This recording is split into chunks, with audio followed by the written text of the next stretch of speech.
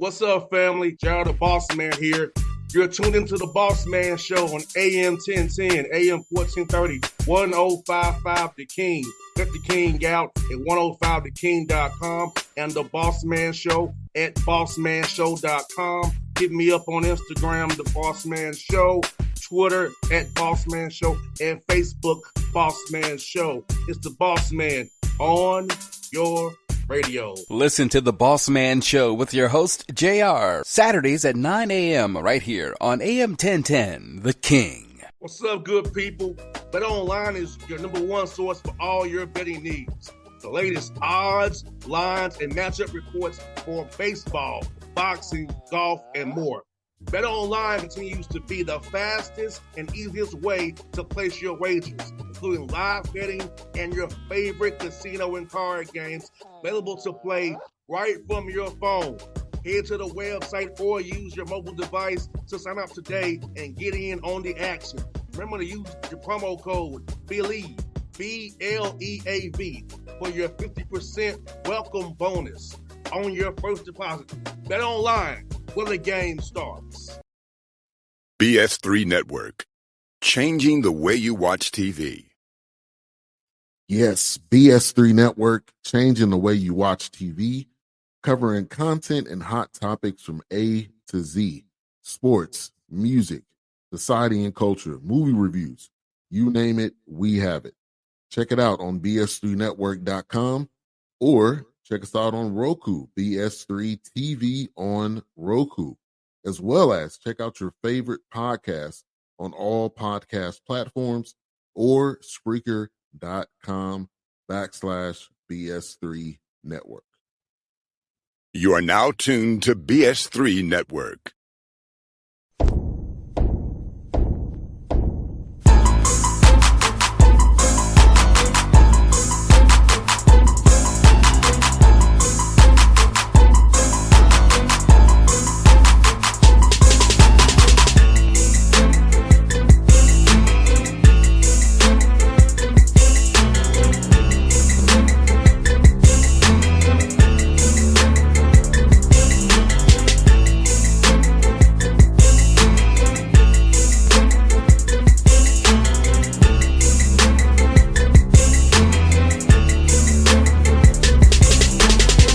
Back on the Bossman Show. New head coach of Western Kentucky, Plona, with from the Bossman Show in the big office now. He's on doing his thing, man. Coach, good to see you, brother. How you doing? I appreciate it. Yeah, move down the hall a couple steps. This office is a little more spacious in here, so I'll take it for sure. But no, I'm happy to be here. Obviously blessed to be the head coach now here at Western Kentucky. Looking forward to what's in front of us. No doubt, man. I must tell you, man, I came up there when you all played Mexico State last time, man. The crowd, well, it was a cold day, but the crowd in Dildo was crazy. So talk about knowing you're at a school where the community supports the team. You know, football's going with Tyson over there in football, man, and what Todd Stewart and the administration really is putting behind you guys. And, of course, doing facilities and things like that, having a loyal fan base up there on the top, man. No doubt, man. Like it's definitely, we're fortunate. You always want to be at a place where people care, and people care here. People want to come out. They want to support you. They want to get to know the players, whether it's our basketball team, like you said, whether it's football team, right now in the spring here, baseball, softball, whoever it is, we're at a place where there's a ton of support. There's a ton of investment. People care. People want you to do well.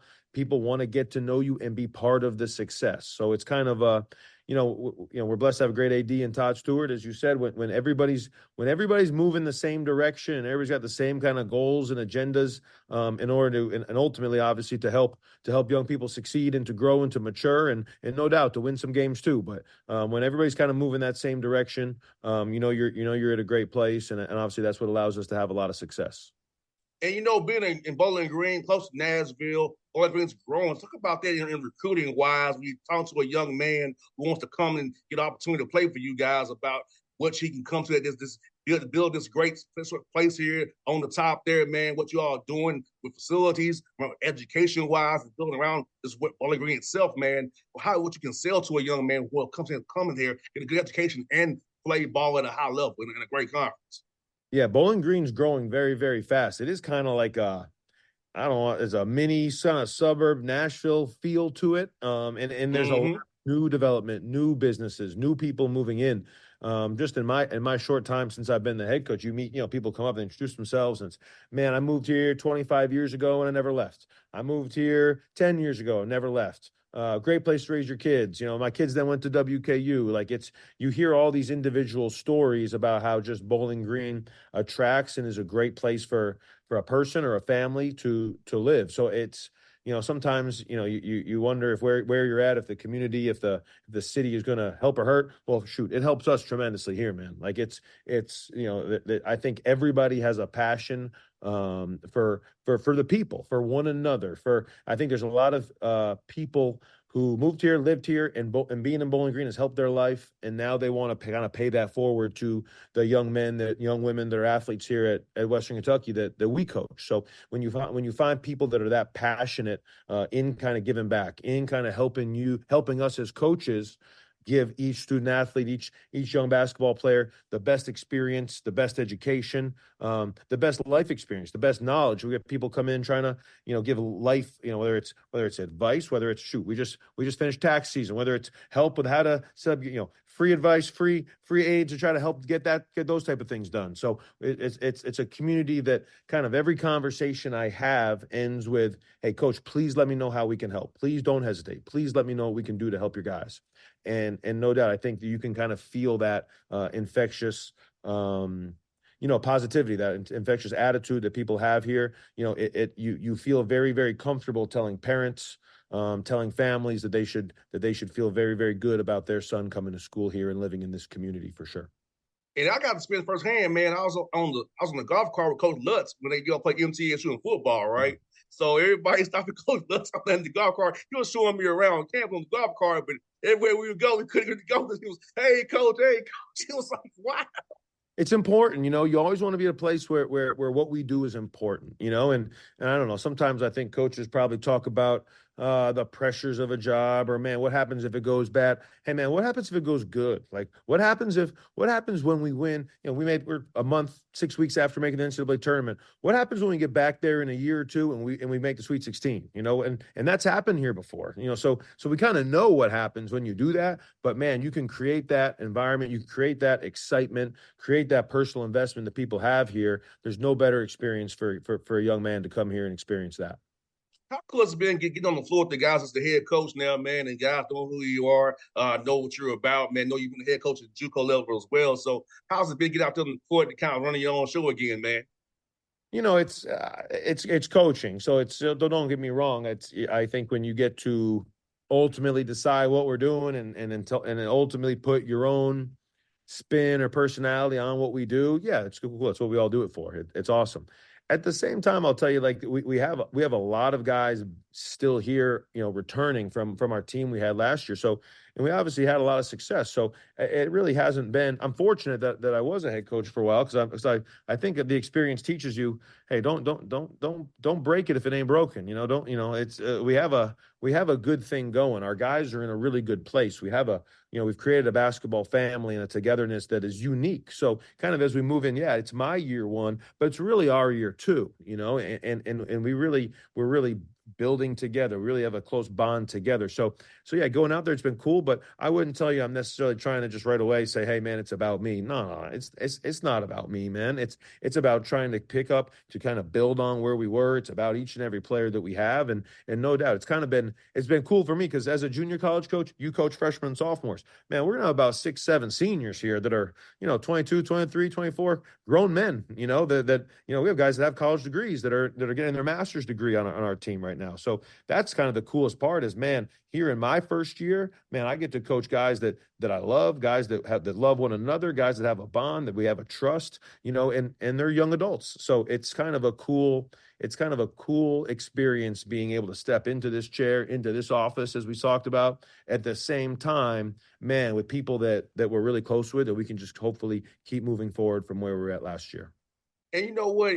When you and I played, we only got to really work out during October time, right before season started. So talk about now having the guys 2 sessions of summer school now, then the fall when they get back into August, really work on the player development piece, but also we talk about team cohesion. being on one accord. So when adversity does hit, you really are a family. You're not trying to do it on the fly.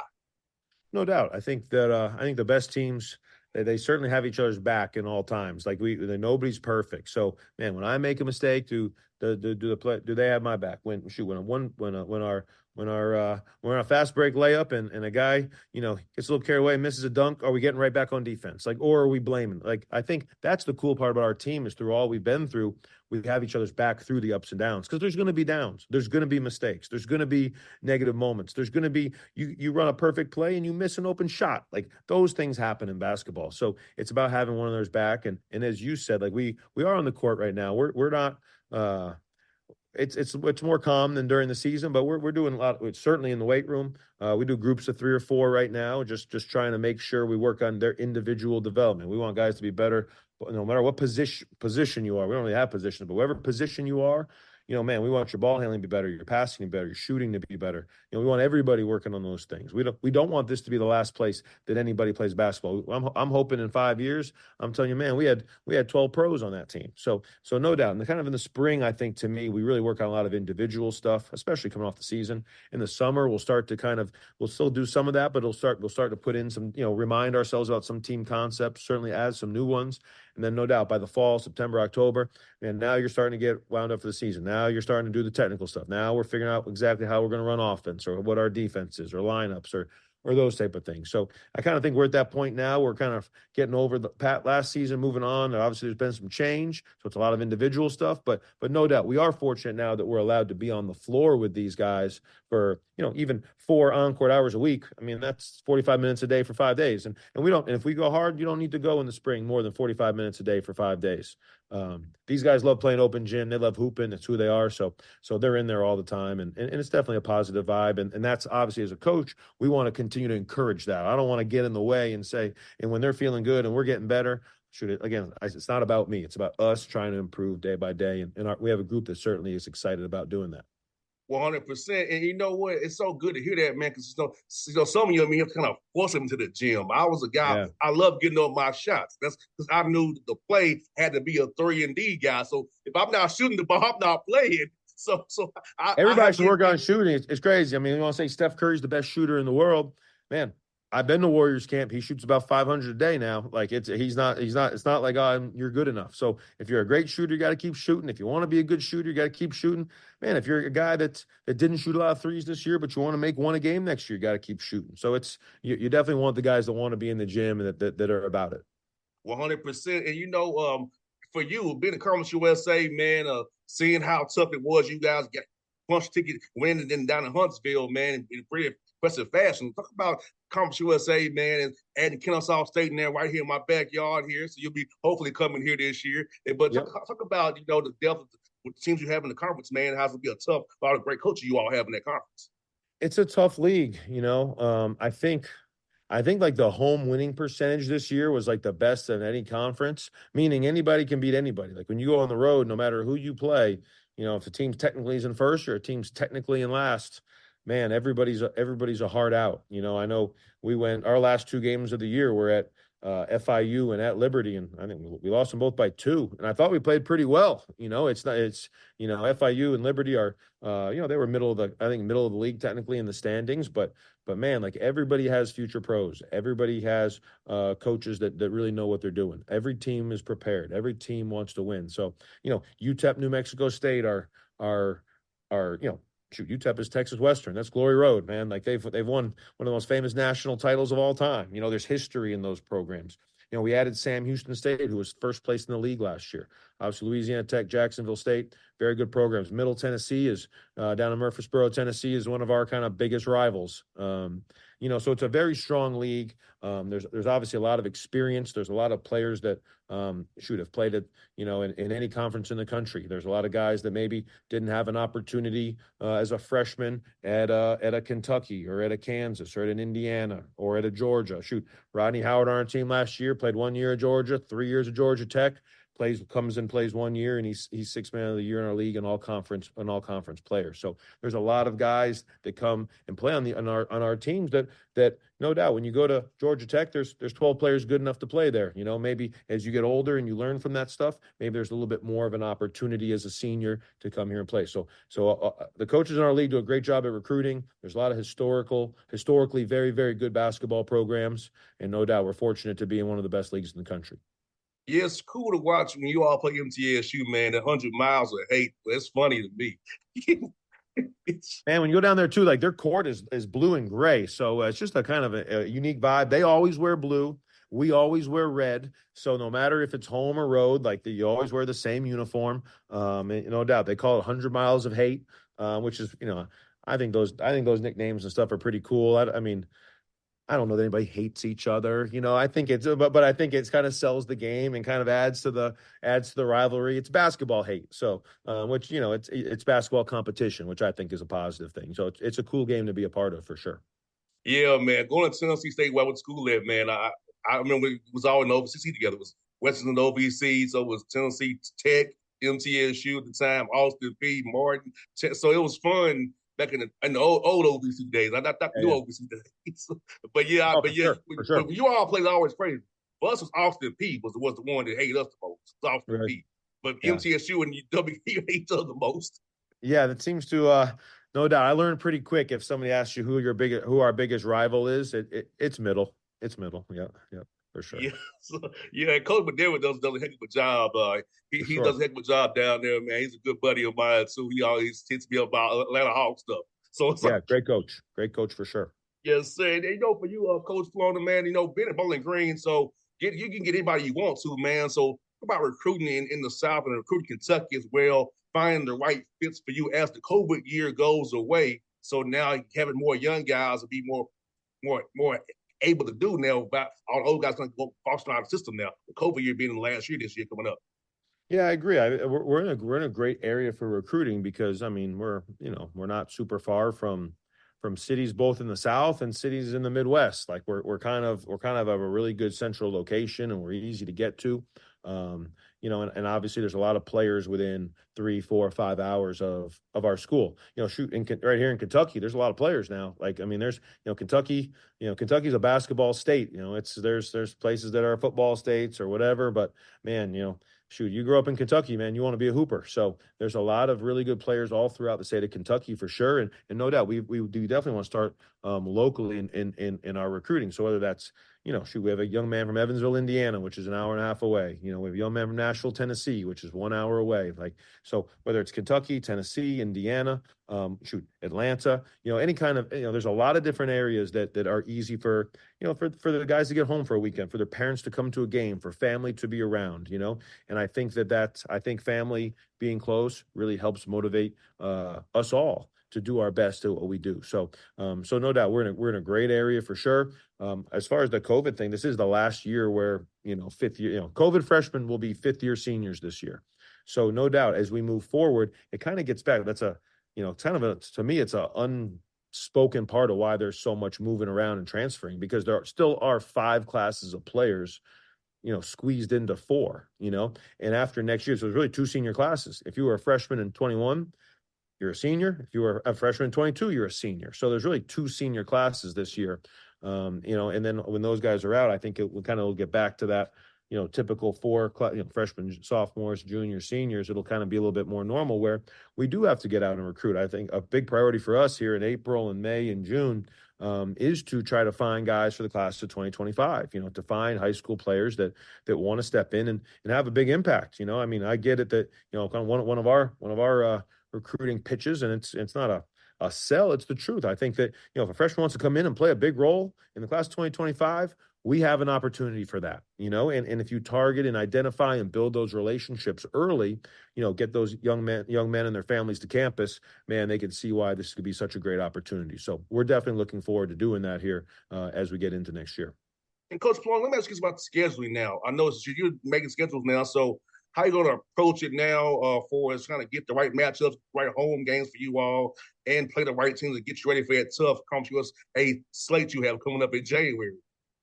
Yeah, we're trying. We're working on it right now. It's a little bit of a work in progress.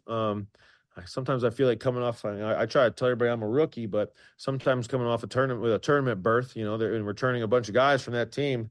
I get the impression not everybody's eager to play us, so we're trying to take on all comers. We have a group that. I don't know. We were halftime of our NCAA tournament game versus Marquette. We're up by 7, so we have a group that wants another shot on the big stage, and we're going to do everything we can to prepare ourselves for that. So, yeah, for sure. We want to get great teams here in Diddle Arena. We're going to go on the road and challenge ourselves against anybody that wants to, that thinks would be a good game for them. So I think that with kind of an older group like we have, I think it's going to be really important for us, no doubt, to try to, like I said, pick up where we left off. So I know that this group is eager to play the best of the best. So, we're going to we're at the very beginning stages, got a couple games locked in, got a couple good opponents already for sure. But man, we're trying to make sure that kind of over the next month or two that we find some high level teams that no doubt will be a challenge. We're not trying to come up with a schedule that we feel like we'll go undefeated on. We'll try to win every game now. Don't get me wrong, but the goal is to prepare and play to win those games, not to try to schedule to win games. We want to schedule to get better. We want to schedule to give our guys great experience. We want to play kind of, like I said, the best teams that'll play us. So we're piecing that together, and hopefully when that's complete, hopefully it's a 31 game schedule that everybody thinks will be a great challenge, but one that can prepare us for hopefully another NCAA tournament run. That's one for your coach, man. So when you're not coaching your team hard, being around your team, man, how do you kind of get away from the game and kind of get some time for yourself and decompress? How's that for you? There hasn't been a lot of decompressing since the season ended, to be honest with you. All this kind of happened pretty fast, and it kind of moves around to the next thing. But I do think in the summer, I do think that just trying to find a balance, with any kind of. I think successful people work very hard, but I also think that there's a balance that you have, because you do want to be the best version of yourself in that work. You don't want to be overwhelmed. You don't want to be stressed out. You don't want it to be too much. So I don't know. I try to friends and family, and certainly players and former basketball players. I think that kind of always fuels me. You in junior college, you have a lot of guys that move on to different places, and so to me, the off season is a great time to make sure you stay connected. I don't know. I used to try to play golf when I was younger, but now I play about 2 or 3 times a year, and it's frustrating. So that's not very relaxing. So I think I might have turned the page on that. At this point in life, man, going to someplace warm, maybe for a long weekend, seeing the water, sitting on a beach, relaxing. We move a million miles an hour. So some people go on vacation I hate that word, 2 or 3 day break to do something. Obviously, sometimes we do it to decompress. So I just think trying to find a balance, but just having a kind of a positive, steady mindset kind of makes you the best version of yourself. No doubt, Coach. I look forward to seeing you real soon, buddy. Glad you got the job, man. Hopefully you got the job that you did, man. So look forward to kicking it with you, man, up there in Bowling Green, and come see you out Wyoming Town up there, man. Appreciate it. Come up anytime. You know that. All right, bro. Thank you so much, brother. Thank you. All right. BS3 Network. Changing the way you watch TV. Yes, BS3 Network, changing the way you watch TV, covering content and hot topics from A to Z, sports, music, society and culture, movie reviews, you name it, we have it. Check it out on bs3network.com or check us out on Roku, BS3 TV on Roku, as well as check out your favorite podcasts on all podcast platforms or Spreaker.com/BS3 Network. You are now tuned to BS3 Network. What's up, good people?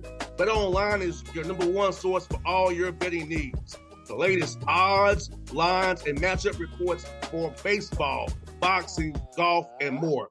Bet Online continues to be the fastest and easiest way to place your wagers, including live betting and your favorite casino and card games available to play right from your phone.